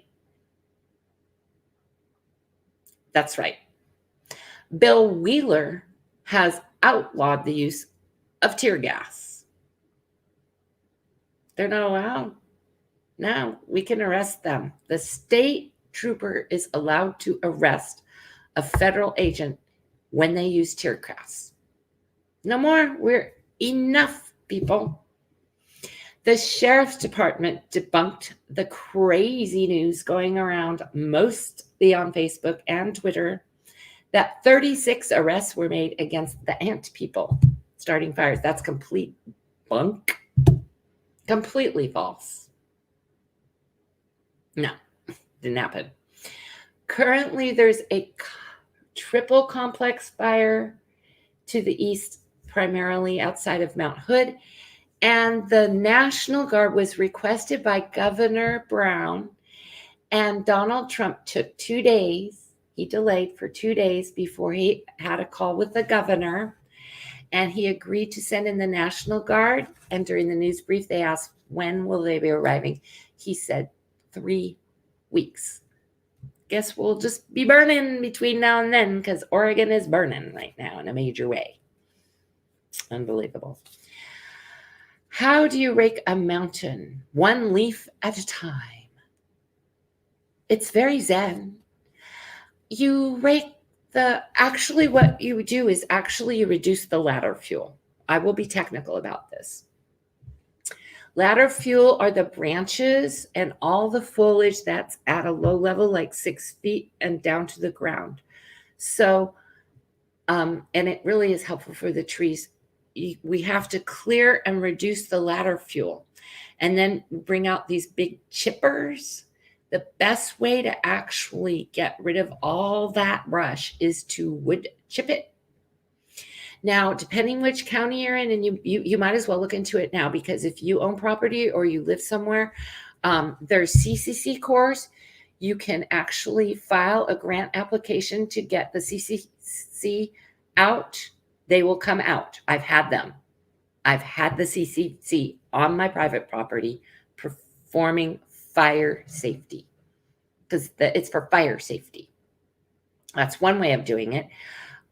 You can do it yourself with a crew, and you want to reduce the ladder fuel and cut down all the grass because the grass, it's the fuel. So yeah, you cut everything, all those branches that are scraggly along the ground, all those hedgy, icky little bush thingies, get rid of them. The grass, just cut it down, it'll grow back. And that clears the forest floor so that it's a managed burn. And then you go in and you manage burn. And we used to do this all the time when I was a kid.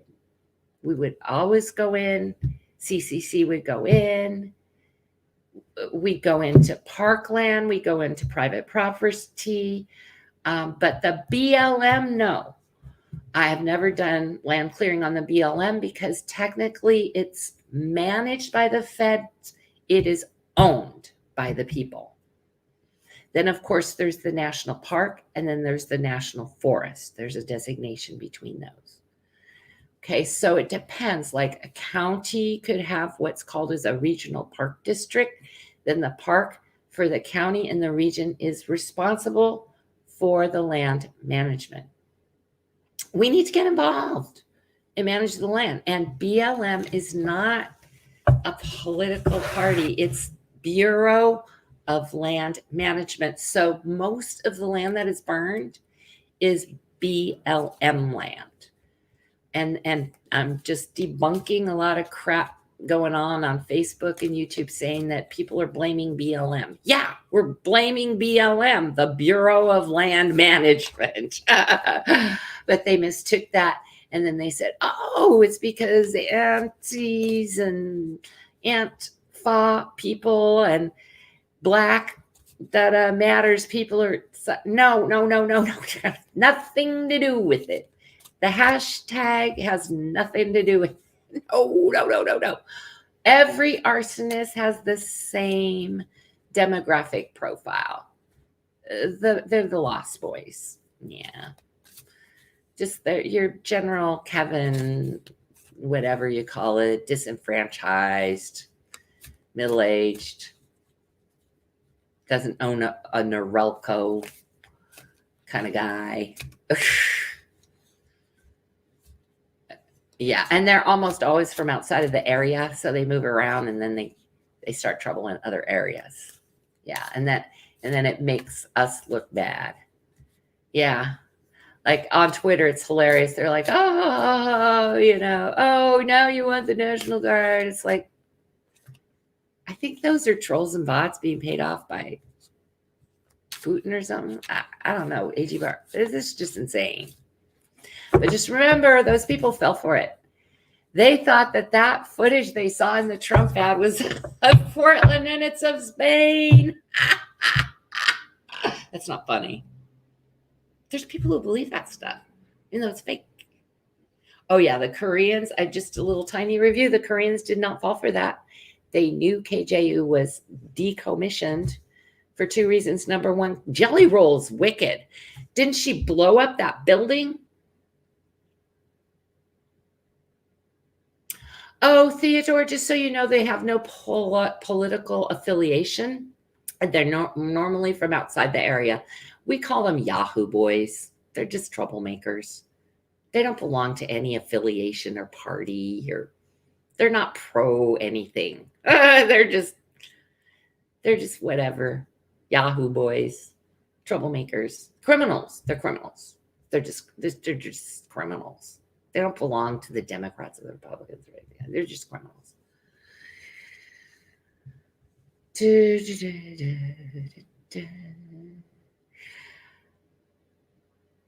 Oh, so regarding the firefighting, we're waiting for some of the smoke to clear because the planes can't go into any of the areas because of the smoke.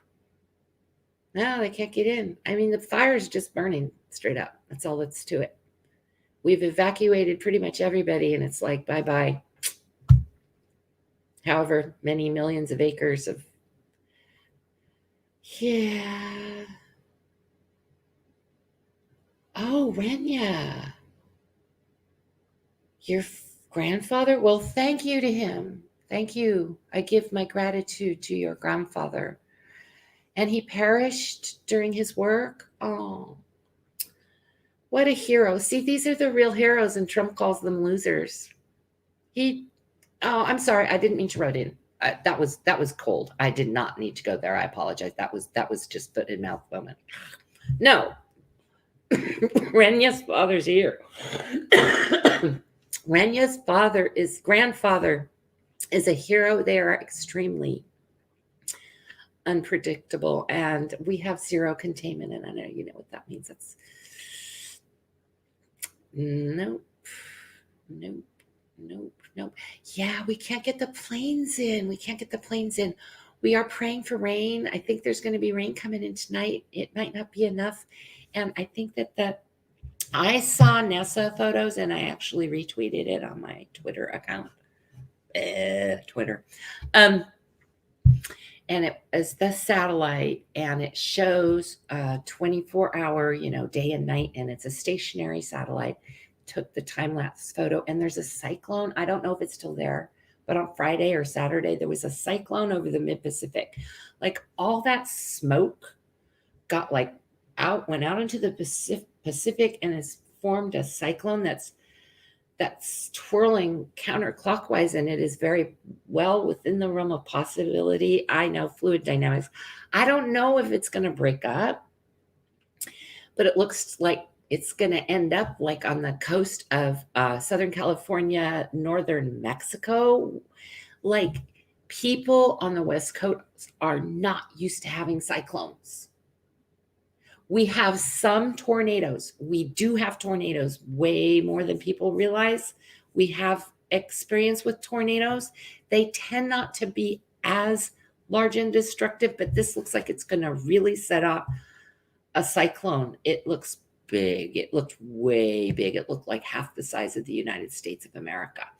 The last I saw on the NASA map, the smoke was going way out into New Mexico, and the fires are all across Washington, Nevada, and California on the West Coast. And I didn't see any evidence of direct energy weapons starting them. I saw lots of rumors on Facebook. Yeah, with some like what are those called? Photoshop aliens with a phaser beam hitting California, hitting the Embarcadero. It's direct energy. No, it's like, just because you saw it on Facebook doesn't mean it's real. Oh my God, people. No evidence of direct energy weapons. I don't know where people come up with this stuff. Yes, there are HAARP antennas. They are real. HAARP. They're up like towards the pole. It could be, it has the technology. It exists. It is in the realm of possibility right now. No, sorry. I'm sorry. Not the cause. Power line accident, and a power company took liability for one of the fires outside of Mount Hood on the northern side. Not my power company. We have and brave women. There's women out there too. Oh man, brave men and women, and those brave Mexicanos. 6 of them showed up. Can you imagine how much balls it must take for those 6 Mexican guys to fly to Portland to fight the Oregon fires?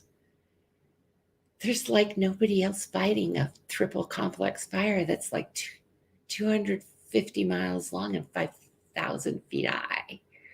And there's 6 guys that came up from Mexico. They're the first crew.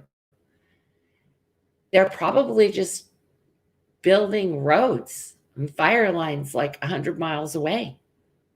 Because they can't fight the fire. They got to build up the fire breaks, and there's 6 of them. I'll bet those 6 Mexican guys can build a fire break faster than Donald Trump can send out the National Guard. You guys, this is really hopeless. Like, I've never, ever, ever seen a level of mismanagement like this. Ever. It's like we don't have a functioning government right now, you guys. It's basically every citizen just stepping up to the plate to woman up and to man up. It's neighbor for neighbor. It's neighbor for neighbor. And we don't ask who you're voting for first. We just get in there and we start helping. So what it's going to be all about today is raking leaves. I'm literally raking leaves. I got up extra early before the live stream to purchase a rake. Turns out it's very difficult to find a rake at a hardware store right now because they're all out. Everybody, I guess, decided that they would get it together and rake. And I think even after their houses were burned, they have to come back and rake. So we're going to be raking and raking and raking and raking and raking some more. And then I'll have a hot toddy and I'll rake in the night. And I'll rake in the day. No, I'm just kidding. I don't have that much property to rake. It's okay. I can get my kid onto some raking, but we are raking. That's right. There's no shortcut. Sometimes you just got to go one leaf at a time. I honor our firefighters, both past and present, and all the heroes in the military and all our blue heroes. And I never, ever, ever want our civil rights to be violated either by the government or by anybody else.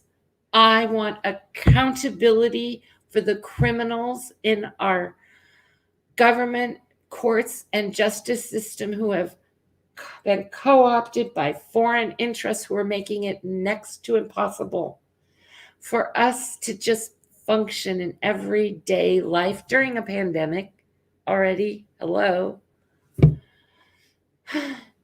I allow the healing to begin by encouraging everyone to keep doing what you're doing that works. If it works, keep doing it. Don't mess with success. That's my motto. When I tell my teenagers, and I use that motto, they know I'm on a roll. And what I'm doing is working and it's getting the job done.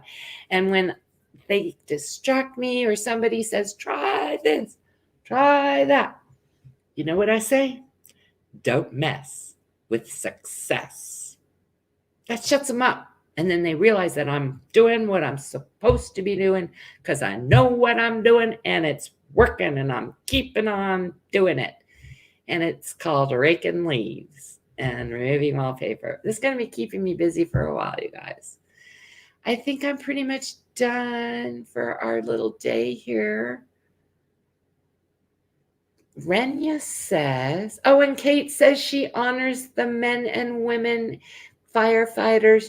Thank you, Renya.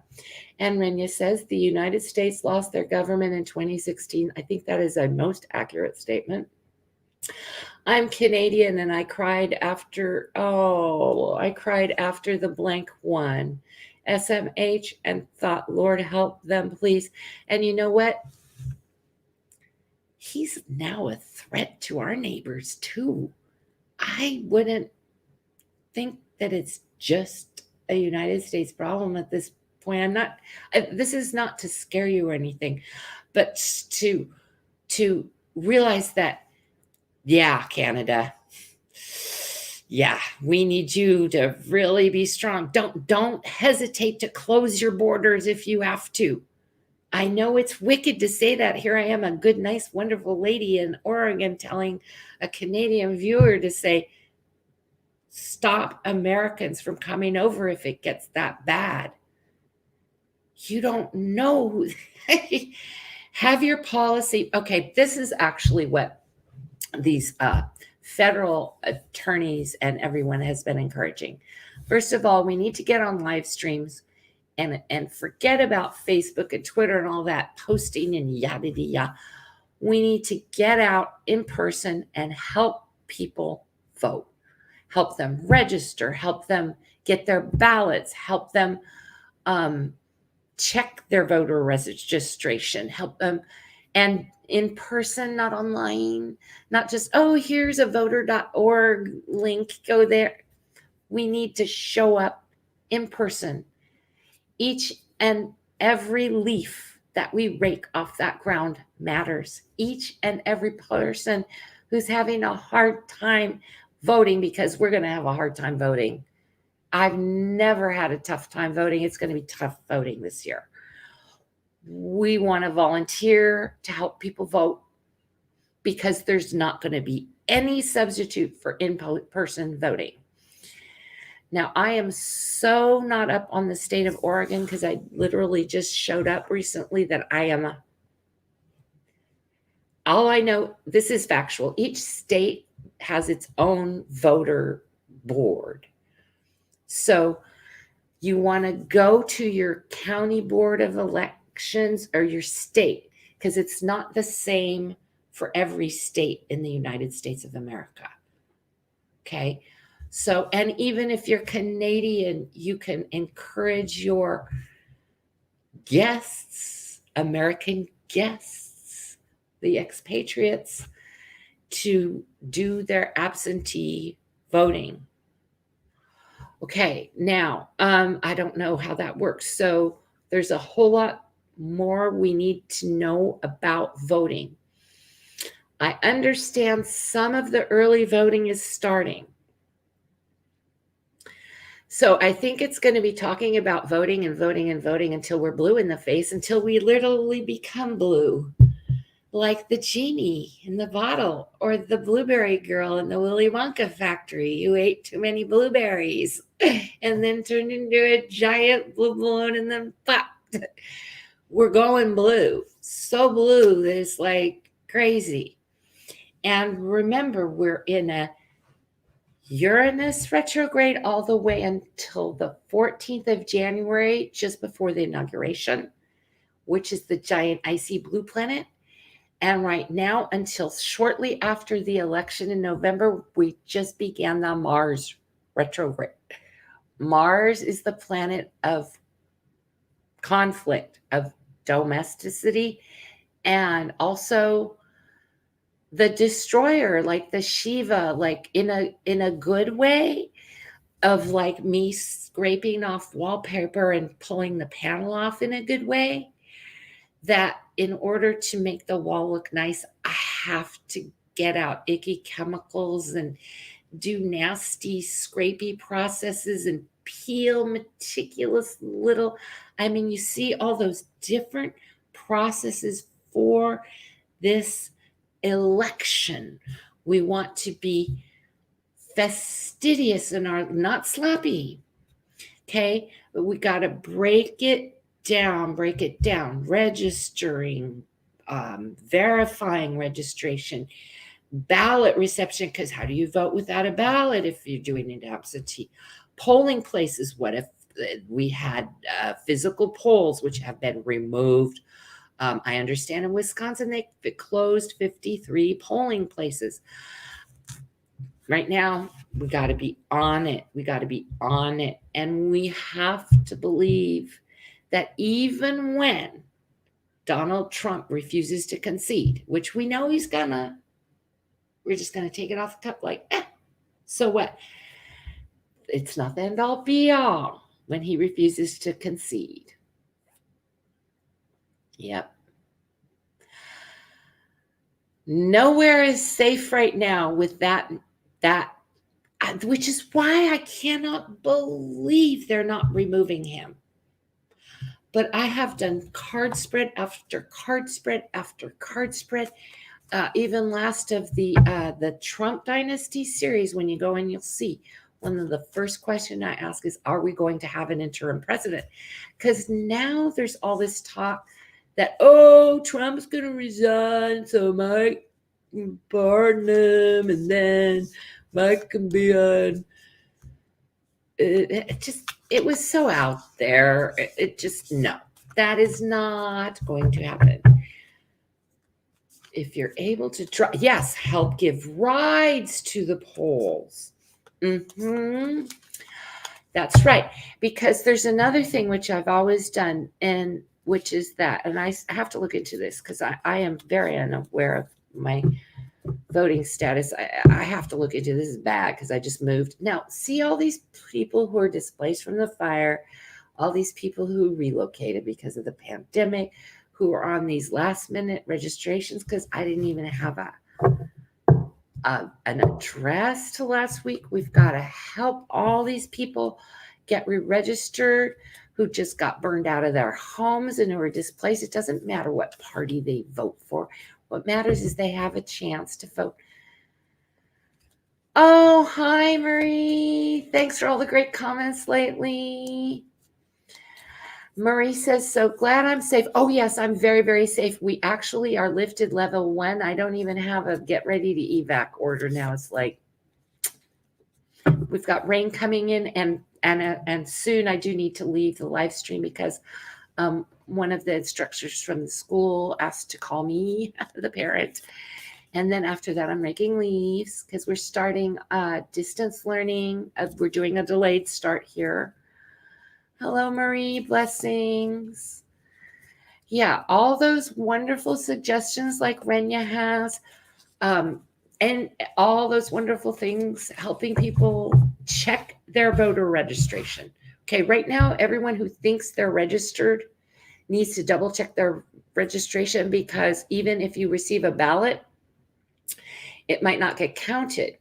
And the other thing that I have always done is when I return my absentee ballot, I don't mail it back. I always either I return it straight to the there's going to be in each county a place where they accept the ballots, and there's a date where they start accepting the early ballots. So I drive over. It was at the public library last election, and we did have a pandemic then. So I drive my pre-filled ballot out and put it in the box right there at one of those ballot pickup places. Help people find where they can turn in their ballot. A lot of people don't know where to turn it in. And then once again, try to help people in person and not just send them to a link. If you can help them in person, it makes such a huge thing. Now, I have actually, the only reason I didn't register was because I had to do more than just move in. I had to actually get what's called proof of residence, and it came in the mail, and the mail is so slow. So I have all my paperwork, and I'm supposed to register today online. But the part that's confusing me is I'm already registered as an absentee voter for the state of California, and I think I'm supposed to check my registration. I'm not supposed to re-register. It's so flipping confusing. So I don't want to re-register. I got to look into this. This is going to take me a couple of days. Like, I need a voting registration expert. I know all these people have all these needs. It's like, because they're displaced because of the pandemic. It's like everybody's moving around. It's huge. Okay, so once again, are we having an okay, let's just put it straight to the cut. Is Donald Trump going to stick around? Is he going to still be president? Is he still going to be president until Joe Biden's sworn in? Because I asked, are we having an interim president? And the answer is no. And I've done months and months and months of reading, like, is he leaving? Is he gone somehow? August, May, January. He's there. He's there. He's there. He's there. And my cards are super accurate. Yeah, the only one that wasn't accurate was it said that we would win that lawsuit against the feds for sending those agents over, but court threw it out because they said that the state of Oregon didn't have an interest in the lawsuit. They just threw it out. So maybe there's going to be another lawsuit and we'll win that one. Who knows? Is Donald Trump staying till the end of his term? That's so duh. He can't go anywhere, you guys. Where are you going? He's not resigning. Pence isn't going to take over. He's not going to get pardoned by Pence. No. Donald Trump is Mr. Bunker Boy because he thinks he can white out. He knows so little about reality that he thinks that if he stays in the White House on the 21st, that means he'll still be president. No, it just means you're an imposter, dude.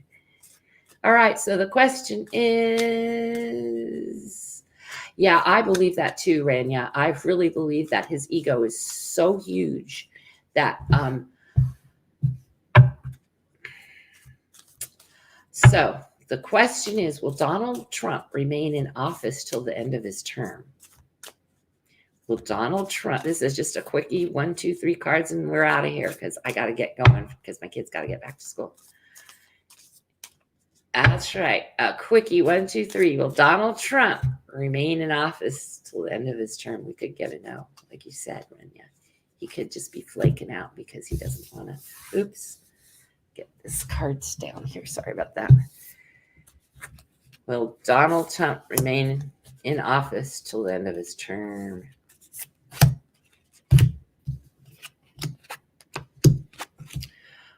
Oof. This is a card of the agreement with overseas. So he has an agreement going overseas.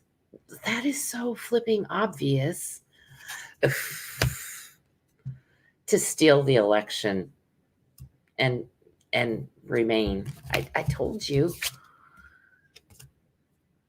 And I hate to say it, but the Queen of Wands is in on this. So he is remaining. He is remaining. What's this Queen of Wands? Because that often means a group within the Senate. Oh, that's a reverse card.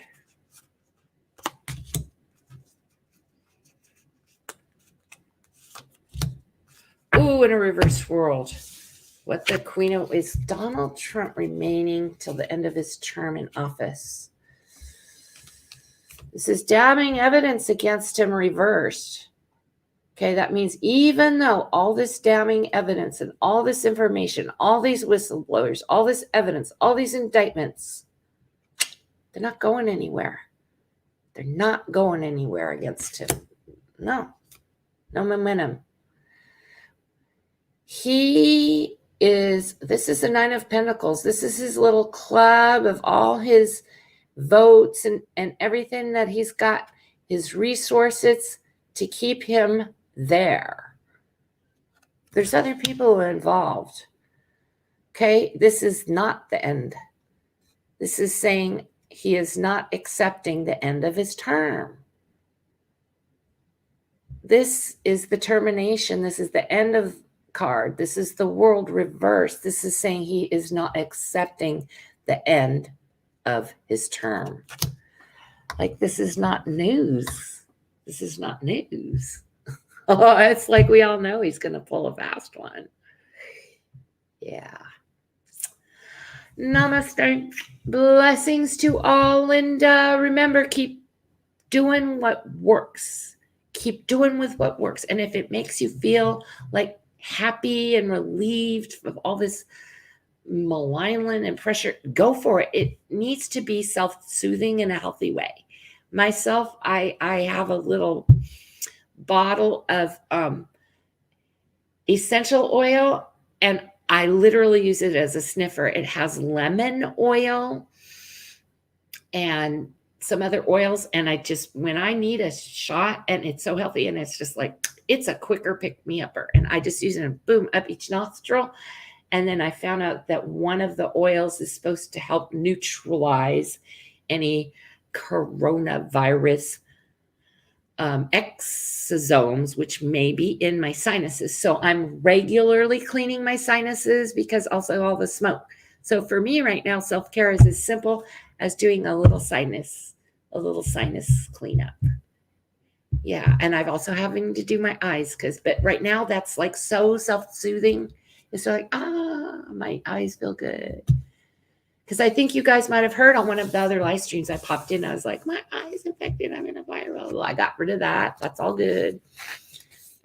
Just by sniffing a little bit of oil and keeping my face clean.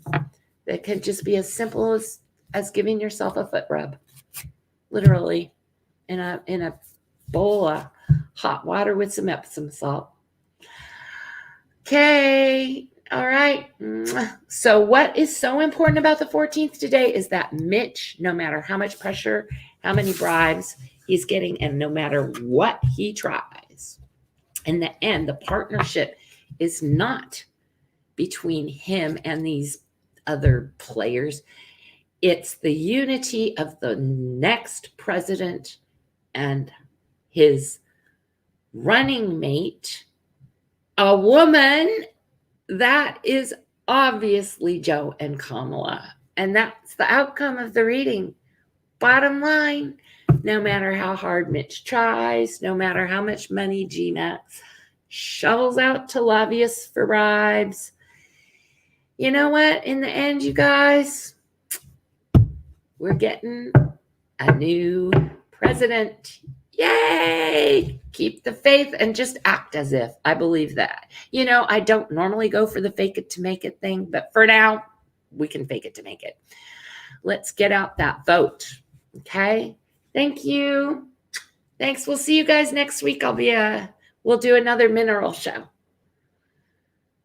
Great. Okay. Love to all. Namaste. Bye.